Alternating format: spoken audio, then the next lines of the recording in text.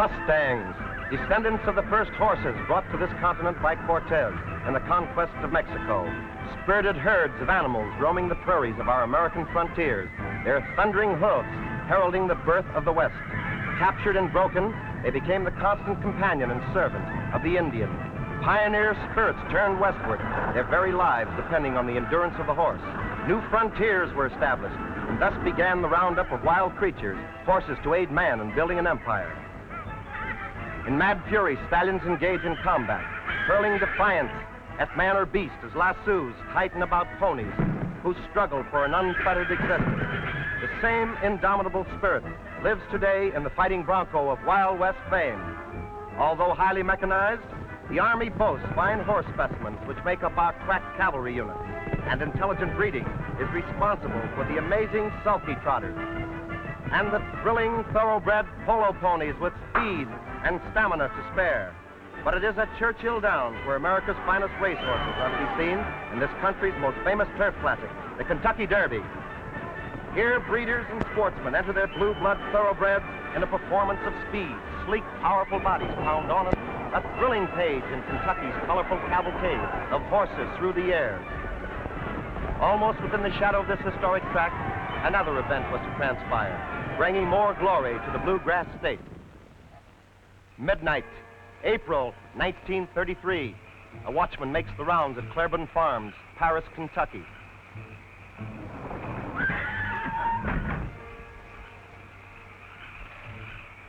Hello. Hello, Doc. Yeah. Hurry, Doc.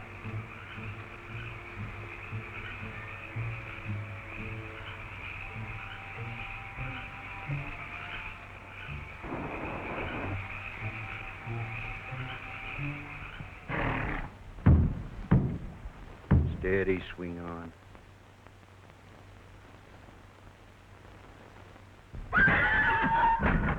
And thus the Colt was born, a frightened bundle of fuzz, reassured by the nickering of its mother and the touch of gentle hands. Horses at birth measure the same from the knees down as when full grown. Like some children, Colts, too, need coaxing at mealtime. And proud indeed of the baby is Hardtack, father of the Colt. And even Granddaddy, man of war, a champion if there ever was one, takes the matter seriously and demands a bow. Thus, with such names as Hardtack and man of war in the family, it was decided to name the little fellow Seabiscuit. Just a few hours old, yet cocky enough to follow swing on his mother outside the barn for the first glimpse of a sunrise and a world full of strange things. Right from the start, he demanded extra attention, a funny little fuzz tail with gangling legs that supported a wee body. Carefree hours spent romping with an alert mother whose every action denoted her great maternal pride in this awkward youngster. With the passing of time, Seabiscuit grew stronger, and so did his appetite. He just naturally wanted to eat all the time.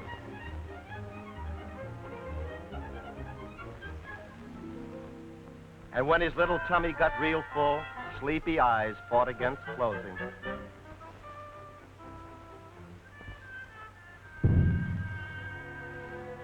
Oh, hum.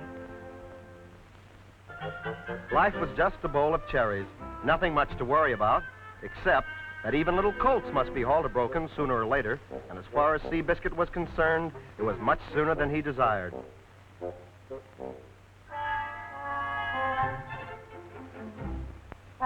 Fortunately, the halter was only on for short spells, allowing him plenty of time to gaze at distant horizons, dreaming of things that only little colts think of. But Mother's commanding whinny brings him back to reality. Gosh, he had almost forgotten. It was mealtime again. Existence for the colt was a beautiful thing, days magically turning into months. Seabiscuit has grown into the weanling stage. Then tragedy strikes. All of the weanlings, including Seabiscuit, are rounded up and separated from the mares, mothers they will never see again. Frantically, they dash about in another enclosure, trying to fathom this separation. Frightened weanlings who do not realize that they have grown up. Seabiscuit alone crowds the rail as a handler pauses with swing on his mother. Fearfully he calls, but for the first time, Mother is not by his side. Just an old mare whose eyes longingly follow the little colt of yesterday, who now stands separated from her, a man. Months pass. Seabiscuit leaves Kentucky, bound for Aqueduct Park, New York, consigned to his owners, the Wheatley Stables, where he receives his first training in being saddled from James Fitzsimmons, veteran trainer. Time is spent acquainting the horse with just a light cloth. Repeatedly, handlers try it, until finally the horse becomes accustomed to the procedure and allows himself to be saddled. Highly intelligent, Seabiscuit took readily to his lessons, accepting the presence of an exercise boy in his back without too much fuss. Much easier to handle in this respect than his father, Hardtack. This accomplished, Seabiscuit was prepared for the important task of conducting himself properly at the barrier. Walk-throughs, standing still without nervous displays of temperament, all necessary for good barrier manners. Then the final touch in his education. Breaking from the barrier for the first time, and Seabiscuit is ready for his racing career. Hialeah, Florida, January 1935. Seabiscuit has entered in his first race, an allowance event for 2-year-olds, a distance 3/8 of a mile.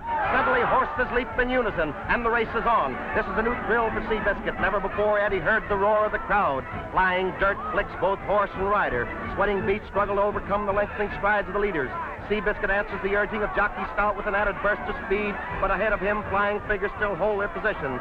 Jockey Stout attempts to pull on the outside to gain more room, but there's danger of throwing the horse off stride, and Stout holds Seabiscuit in readiness for an opening that never came. Into the stretch, it's Wahay and Wise Duke, with Seabiscuit fighting it out, with Blue Dollar for third place. But it wasn't his day, and Seabiscuit runs forth, earning $50, his first winning. Tired and excited, his first race over, but still plenty game. Meanwhile, in California, Charles S. Howard, Western racing enthusiast and breeder, was seeking a good thoroughbred for his stable, one that might be worth staking, and assisting him in his search was Tom Smith, Howard's veteran trainer. Publications devoted to horses were carefully checked for leads that might result in a purchase. Days on end spent at various racing meets, always seeking a horse that would answer their rigid demands. Not too expensive, yet a thoroughbred that possessed that elusive something that makes a winner. Across the continent, Seabiscuit still carried the Wheatley colors. Never considered a great horse by his owners, he was cast in the role of breadwinner in the overnight claiming events and minor stakes. Literally a gypsy horse who was running his head off at Eastern tracks. 17 times he went postward before winning a race. Still he campaigned, his great heart refusing discouragement, participating in the amazing amount of 35 events in his first season, enough races to have ruined an ordinary 2-year-old, but Seabiscuit took it and came back for more. Ever interesting and colorful is the horse auction. Turfmen gather from far and wide to swap horses and yarns. Here, fine thoroughbreds are hammered down by Doc Bond, famous Kentucky auctioneer. Still seeking a horse, Charles Howard is an interested spectator. Tell to make me a 15, legal 15, 15, 14, 14, 15 now. 15, 15, thank you. 1,700, will you? I got 1,600, me a 17, legal 17. 1,800. Plenty of horses for sale, but none that please Howard, and his search still goes on. Saratoga, August 1936. Howard and trainer Smith watched the Mohawk Claiming Stakes. A powerful bay horse is streaking thunder-like past other thoroughbreds. Both men are entranced by his style and performance. Seabiscuit almost seems to sense their eyes upon him and flashed across the line an easy winner. Shortly after the race, Howard and his trainer look Seabiscuit over. Both are thrilled and excited. Their long search is over. Here is the horse they have been looking for.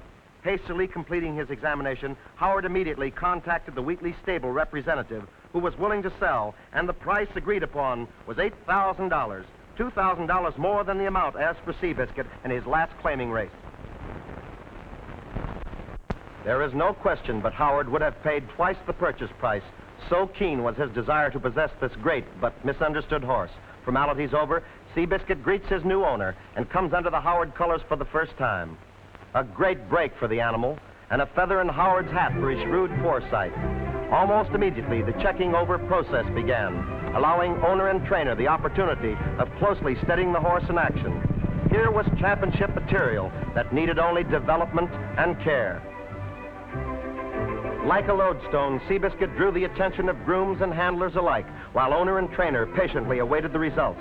To these men, Seabiscuit was no ordinary horse, and he became the focal point of an intense conditioning campaign. Important was the foot care, legs and bandage and shoes, metal-shod hoofs to grip the turf, a picture repeated over and over again. Here was activity, feverish in its intensity, a bay-colored muscular machine literally taken apart and restyled to satisfy the exacting demands of Howard's rehabilitation of the horse no one wanted.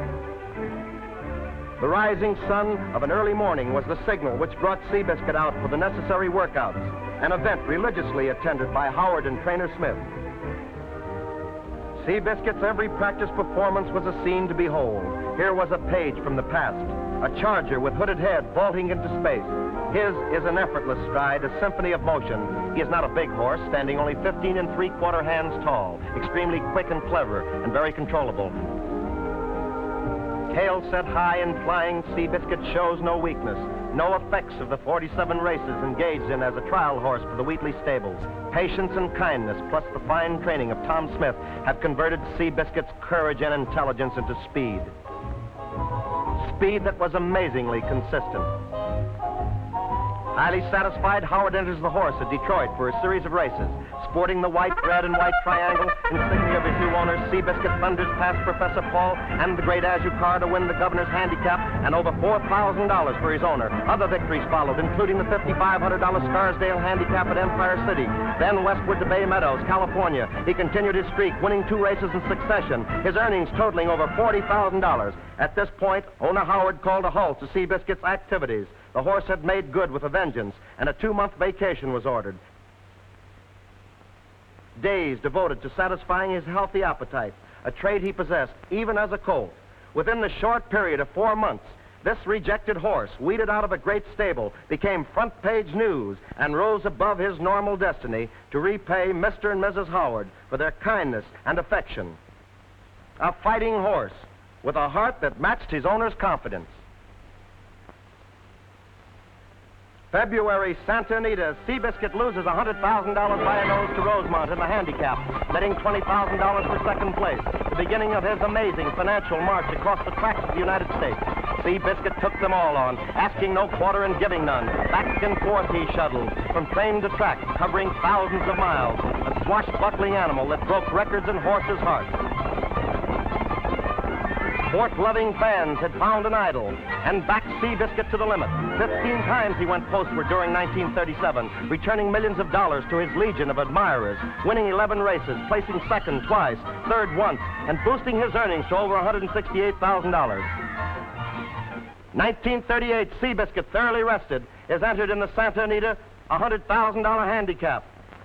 18 horses are set to go. Dynamite, awaiting only a detonation to set them off.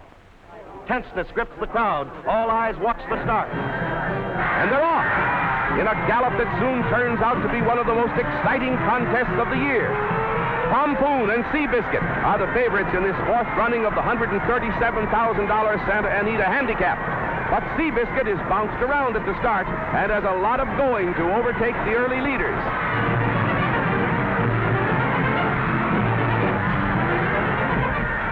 Pace is terrific on a fast track.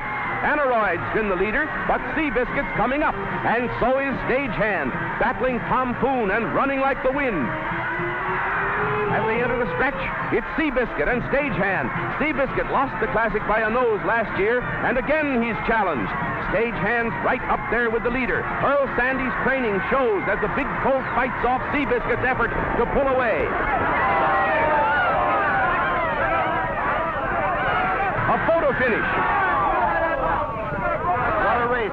Almost instinctively, all eyes turn upward to the photo booth. Within the confines of this tiny room, high above the grandstand, a piece of sensitized paper holds the answer that means $100,000 to Seabiscuit or Stagehand, and thousands more to those who had bet the horses to win. A skilled technician, realizing the importance, attached to the still damp picture, hurriedly dries and inserts it into a container. An eternity for those who anxiously await the outcome, yet only a matter of split seconds before the picture is on its way down the slender wire to the judge's platform. Tensely, Mr. and Mrs. Howard await the outcome as the judges closely examine the photograph. The crowd is almost hushed as pencil and eyes determine a microscopic difference. Tote lights flash. A crowd roars. Stagehand is the winner. A minute difference, yet enough to deprive Seabiscuit for the second time the honor of winning America's richest stake. It mattered not that he carried 130 pounds to the winner's 100 or the bumping he received at the start, just one of those things which made owner Howard realize that even in defeat, Seabiscuit was still the champ, and hurl the horse into another strenuous campaign, a campaign of vindication and an attack on Sunbow's great financial record of over $376,000. Seabiscuit had turned on the heat. Track after track saw him in repeated victories that brought more glory and money to owner Howard, and the cry went up, "Stop that horse!" Each race saw additional weight loaded on his back, every stride forcing the indicator up and up. Here was an apparition that defied the impulse given him. Seabiscuit was fighting not only horses, but the handicappers who matched his victories with additional poundage, establishing remarkable records despite his back-breaking handicap. Meanwhile, Howard canceled the match race between Seabiscuit and War Admiral, and reporters sought the reason. Sporting pages throughout the nation demanded the race, some intimating that Howard's unwillingness was fear of defeat, that Biscuit's legs were ailing, and Howard wasn't taking chances until his horse was in condition to settle the question of turf supremacy. Working tirelessly, Alfred G. Vanderbilt, vice president of the Maryland Jockey Club, finally secures Howard's promise for the second time to enter Seabiscuit in the match race. And almost immediately, War Admiral arrives at Pimlico, ready for the battle of the century. Unlike Seabiscuit, War Admiral was not overworked as a 2-year-old and sported the imposing record of 19 wins in 23 starts, with earnings of $257,000. Next to arrive was the old cross-country traveler himself, Seabiscuit, fresh as a daisy, having spent most of the trip sleeping, with nary a kink in those powerful legs that had carried him to the post 83 times before, with earnings of over $331,000. He had set a pace that was blistering, and almost in every instance, Seabiscuit, when defeated, forced his opponents to break track records. With only a short time left before the match race, Howard and Smith left nothing to chance, particular attention being paid to Seabiscuit's special saddle, a unique bit of racing tack with its slotted sections, each containing birdshot to make up weight that his jockey would lack. Finally, the big day arrives, and Howard gives his jockey, George Wolfe, a pep talk before the race. 40,000 excited spectators await the event, but there is still time to spare. Calmly, jockey Wolfe gets into the Howard silks, his mind already picturing the start. The prize is $15,000, but it means more than that to the Biscuit, and Wolfe will be in there pitching. Friendly foes. Jockey Wolfe greets Charlie Kurtzinger, pilot for Samuel Riddle, whose eyes follow his great horse, War Admiral, carrying number 1. The Biscuit is the underdog in the betting, but Mr. and Mrs. Howard know their horse, who is the picture of confidence as Wolfe heads in for the start. Both horses are jockeyed into position for the walk-up start as an entire nation crowds its radios for Graham McNamee's description of the event.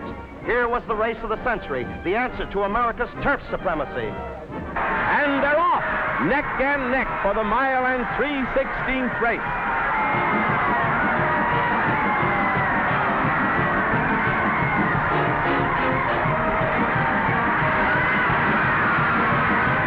Seabiscuit bears down at the quarter-mile pole and pulls ahead by a length. The purse is $15,000, and Seabiscuit will be the second biggest money winner of all time if he can keep the pace. The backstretch battle is hard on both the horses, and it's here that the Admiral makes his bid. But Seabiscuit hangs right on, matching stride for stride.